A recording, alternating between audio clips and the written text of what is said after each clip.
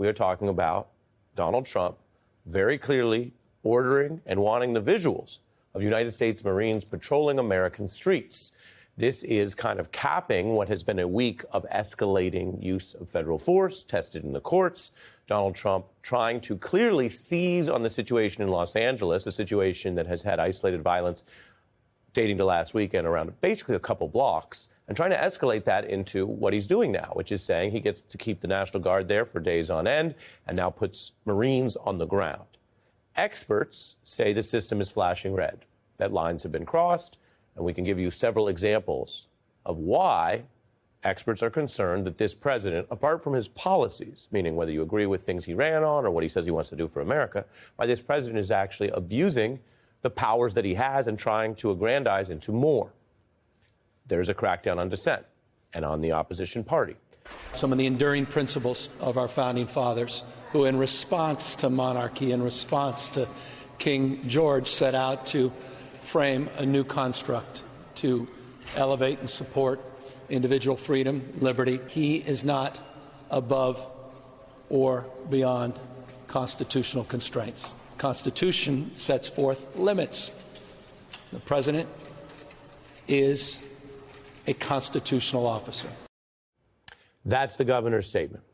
If you look at this by any individual incident, you can debate it to death. If you broaden out what the governor is saying, what the district judge said, what Mayor Baraka told us, what Senator Padilla told us, and what we see overall is a clear pattern of inviting these clashes and then using far more federal force than usual, which is why even the Trump administration quickly backed down about the mayor and didn't ultimately arrest Senator Padilla, but sort of said, okay, cuffed, let him go. And yet they barrel forward in the other areas, which brings us to Congresswoman LaMonica McIver. Her case is still alive. Trump DOJ claiming that she has broken the law in that same incident on that same day with the mayor, and that they're going to move forward. They've now formally indicted her. And these are serious crimes, they claim, while the opposition and many legal experts say it looks like something unlawful on the government side, targeting her as a member of the opposition party, abusing power. She is in the heart of all this, even if, and perhaps deliberately, she might be a little less, quote, politically famous than some of the other figures we've seen. And she is our special guest as we cap this extraordinary and at times disturbing week. There are many reasons to have you on. You were elected. You've had these policy positions. We've reported on that. But it's no secret that part of why you're in the news right now is that your case continues while others were dropped. What is the status of your case? And do you view it as a potential misunderstanding, a good faith debate, or, as so many experts and critics have said, unlawful targeting of you basically as a member of the opposition? So right now, we just got an indictment this past week. We're looking forward to going to court to enter a plea, which we will be pleading. I will be pleading not guilty. And we're looking forward to my day in court. I mean, the facts are on my side. I feel very confident about that. I was at Delaney Hall to do my job. And I think that this is all political intimidation. And this is just the, you know, the character of this administration and constantly the behavior that we see each and every day, from judges to universities to our senator yesterday. You see constant behavior of this. And so we're really looking forward to court. Right. You think that whatever is wrong with the Trump Justice Department will not overwhelm what might be right with the fact-finding process? You think a judge or a jury will see this very differently from the prosecutors? Absolutely. I mean, we've seen a lot of these cases go to judges, you know, and judges overturn many of the things that the administration tries to do each and every day. And so I feel very confident in the court system. I feel very confident in the jury. And once all of the facts play out, they get an opportunity to see exactly what happened from start to finish there, not just specific clips that they want to play, you know, and run on Fox News all the time.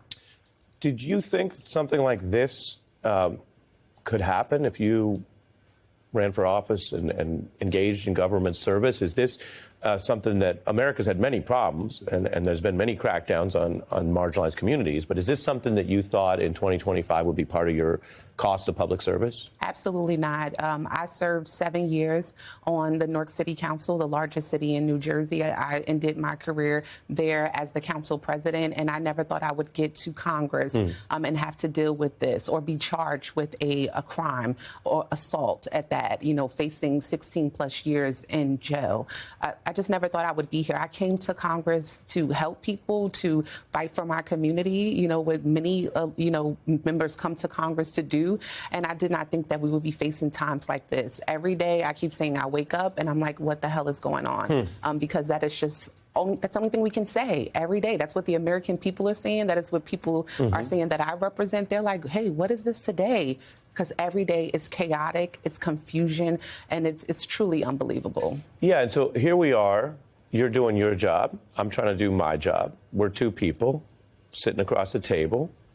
We know the cameras are on. We know people can watch it. People can see the whole interview. They see a clip on the internet. So I want to keep it real and ask you in that spirit, is there something about you that is so threatening or scary to them? Not that I thought. I mean, I am a young African-American woman from the city of Newark. I love serving people. I don't find myself to be intimidating or dangerous or any of those things that the Justice Department have been saying about me. It's truly unfortunate to be in this situation, but at the same time, it goes back to the political intimidation about this administration. And because I'm speaking out, because I'm doing my job, I think they want to continue to silence leaders and, stop their critics from, speaking out against them. And so they'll go to any extent, especially any extent of cruelty, to make an example. And I am that example now. And you say to silence you, did the Trump DOJ float or push anything other than going to trial? I mean, absolutely. The acting U.S. attorney for New Jersey wanted me to admit to something that I did not do. That was not right. That's what she put in her tweet that we saw that night. But if you had done that, were they saying they would drop the whole thing? Yes. Yep. That is exactly what she So that's said. a lot. I mean, again, that's a lot of pressure because some people would say, gosh, let somebody else fight this out. You're saying the whole thing could go away if you just said something. Correct. And I was not doing that. I was not going to waver on that. Like I said, I went to Delaney Hall with my colleagues. We went there for an oversight visit, and we didn't do anything wrong. The whole tent situation that took place, DHS and Homeland Security and ICE, they created that, not us. And so, absolutely, I was not going to do that. We try to deal on the facts here, and we talk to sources, and we will fact check them before, during, and after. But we do that. And so I want to give you the benefit of responding to one of the key players in all this, Donald Trump's very assertive border czar, Tom Homan, who said this about you on this program. She shoved an officer. She put hands on her officer. That's unacceptable. These ICE officers, and when you cause a ruckus like that, then that makes that facility unsecure because officers who should be dealing with the prisoners, very serious prisoners, criminals in that facility, they're dealing with the ruckus outside. DOJ will win that case?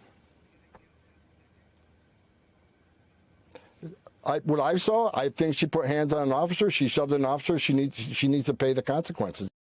Quote, she put hands on an officer. She needs to pay the consequences. Is he lying? First of all, I disagree with everything that he's saying. That's why it was a long pause when you asked him, would they win the case? Because I don't think he even understands what happened that day. It's been a lot of, information that's come out of his mouth that wasn't factual, from the point of, like, we didn't get a tour till we did get a tour, just all of the different things that he was saying. So I disagree with everything that he's saying. And the bottom line is, we're going to go to court. All of the facts are going to come out, and they're going to be on my side when it gets to that point. And your point on the tour is that as a member of Congress, you have federal oversight, and you ultimately toured the facility. This isn't like a Disneyland tour. This is Correct. the kind of tour where you're actually inspecting, and they let you do that with a group after what he calls that incident. Correct. We went there for an oversight visit, which Congress has the right to do. This facility had just opened up, and we had heard a lot of back and forth about the things that were happening there. And so we went there as members, and we've done this in the past. We went to a facility not too far from there to have an oversight visit. Didn't have this kind of approach, but we did have some delay in trying to, get in and get the tour done. But after ICE, Homeland Security created the situation. They then decided to finally give us the tour that we waited for, and even offered us a beverage in the midst of that. So all of this, that they're saying out of their mouths that happened. But then I get a tour, which I'm there to do my job, which you should have been provided me this tour hours before. We have the tour. Me and my colleagues look at the facility, tour the facility, speak to some detainees, get offered a beverage. A ginger ale to be exact. And then after that, we depart. So, that's what we were there for, to do our jobs. So here's my final question to you. You're going through a lot here. You seem calm and ready, but there's a whole process to this, attacks on time, energy, and the uncertainty of this situation with what they're trying to do with policing and federal powers in America. What do you say to people who look up at this and say, hey, I'm not even a congressman, and I need to keep my job, and I got my life, and they say they're just going to tap out, even if they're very concerned about the alleged abuse of power? What do you say to them tonight? So I say to the American people that we cannot be discouraged, not in this moment. Our democracy is on the line. We are literally getting our democracy stripped away from us every second of the day. Flushed down the toilet with this administration, and we cannot allow that to happen. It's the one thing we love about being here in America, about being Americans, about having the freedom to disagree, to criticize. That's fine. That's not illegal to do, or hold people accountable. Not illegal, once again. And we have to continue to stay strong against this administration, to fight back. And I know me as a member, what I'm doing, I'm going to continue providing oversight. I'm going to continue serving the people of the 10th Congressional District in New Jersey. And I'm not going to waver on that. And no matter what they try to throw at me, I know that the facts are on my side, and I will not be defeated in serving the people who have elected me to be here.